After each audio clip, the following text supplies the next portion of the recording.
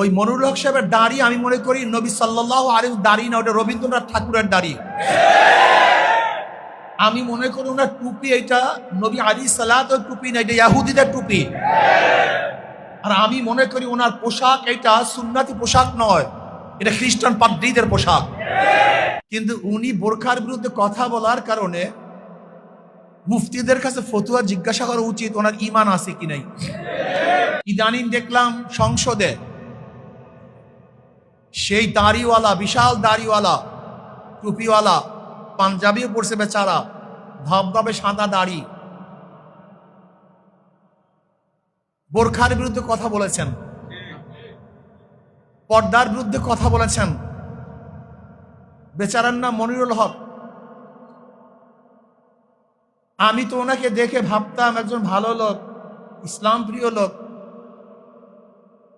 কিন্তু উনি বোরখার বিরুদ্ধে কথা বলার কারণে মুফতিদের কাছে ফতুয়া জিজ্ঞাসা করা উচিত ওনার ঈমান আছে কি নাই।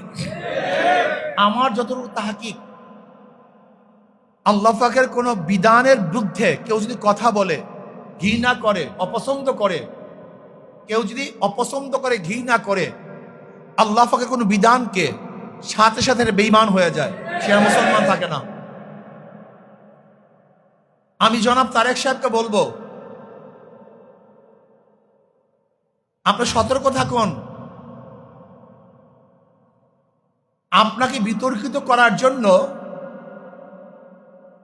এই সমস্ত নাস্তিক শক্তিরা বিভিন্ন রূপে, ওই মনিরুল হক সাহেবের দাড়ি আমি মনে করি নবী সাল্লাল্লাহু আলাইহি দাড়ি না, ওটা রবীন্দ্রনাথ ঠাকুরের দাড়ি। আমি মনে করি ওনার টুপি এটা নবী আলাইহিস সালাতের টুপি না, এটা ইহুদিদের টুপি। আর আমি মনে করি ওনার পোশাক এটা সুন্নতি পোশাক নয়, এটা খ্রিস্টান পাদ্রীদের পোশাক। ওনাকে তওবা করতে হবে, মাপ চাইতে হবে। যদি উনি তওবা না করেন, মাপ না চান, তাহলে বাংলাদেশের মুসলমান ওনাকে কোনো অবস্থায় দিয়ে ছাড়বে না।